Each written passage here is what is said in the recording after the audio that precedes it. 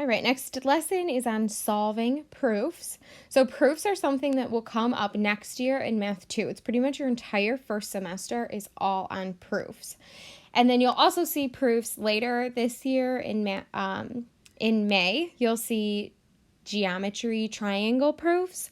So we want to get started now on something that you already know, which is solving. So we're going to take this basic equation, we'll solve it, and then we'll say how we solved it. So we're kind of explaining. Here are your vocab words. So do the review game that goes along with this if you're unsure of what these vocab words mean. If you don't know what they mean, it's going to be a little bit difficult to do this. But I know the words seem long, but break it down. Okay, distributive property. Okay, distribute. Right here, distribute, although it's spelled wrong, but distribute. Okay, next one, subtraction property of equality. Okay, it's subtraction. And then division property of equality. It's division. Did you divide? That's what that's saying. Addition property of equality. Addition. You're adding. Multiplication property of equality. It's multiplication, okay? But when you're saying these proofs, I do want the entire definition, because in Math 2, or the entire what you see here from the word bank, copy, paste it in. Because in Math 2, you will need to know the entire reason when you write it in. So it's good practice now. Combine like terms, you already know what that is. Given is something that they tell you. Okay, it's told, and then the final answer will either be one solution, no solution, or infinite many solutions. So for this first one, 2 times x minus 1 equals 8. All right, this was given to us. So we'll write in given. Okay, these are the reasons over here. Okay, we know this is true because it was given to us. All right, stumps up a lot of students, that first step, so don't forget that one. Okay, now to solve, what's the first thing you're going to do? Okay, you're going to distribute this 2. All right, so we have 2x minus 2 equals 8. And how did we know that? It was the distributive property.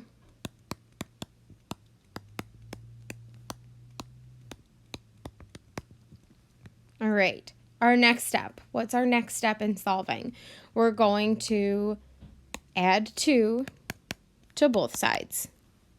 Okay, and then we get 2x equals 10 when I add 2 to both sides. So this was the addition property of equality. And I do want the entire all that written in there, okay? Next step, what are we going to do next? Well, we're solving for x, so we're trying to get x by itself. We're going to divide by 2, so now x equals 5. And what did I just do? It was the division property of equality. Okay, equality because this is equal. So what you do to one side, you do to the other side to keep it equal. I divided both sides to keep both sides still equal. Okay, now there's nothing I can do, but x equals 5. So that means that there is one solution in the end. Okay. And that's pretty much it for this first one. There's nothing else that I can do for it. So let's move on to the next one. It's going to be very similar. We'll follow the same exact steps for you. And this is the last one that we'll do together. The rest of them you'll do on your own, and you can always check the answer key after the video. So how do we know this? Well, this was given to us. So we'll write in given. And then what's our first step in solving for x? I'm going to distribute the 2. So we have 8x minus 6 equals 8x minus 2. Okay, so what did I just do? We just did the distributive property. Okay, and then next step, we're getting x by itself.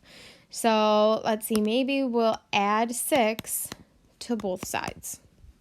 Okay, so that'll leave us with 8x equals 8x plus 4.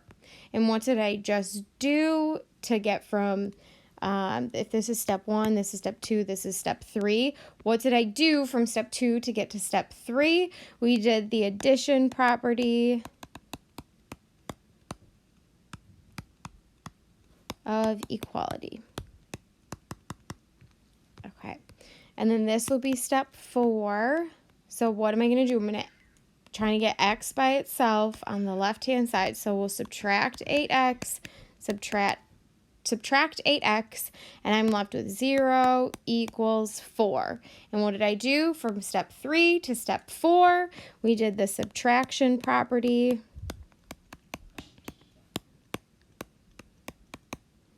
of equality. So if it helps you to number your steps, I didn't do it in the first one, but if it helps you to number your steps and think, okay, so how did I get to number 1? Okay, that was given. From step 1 to step 2, what did I do, or what did I use? I used the distributive property. I distributed that 2. And then from 2 to 3, what did I do? I added 6 to both sides. So that's addition property of equality. From 3 to 4, what did I do? It was the subtraction property of equality. I subtracted 8x to both sides.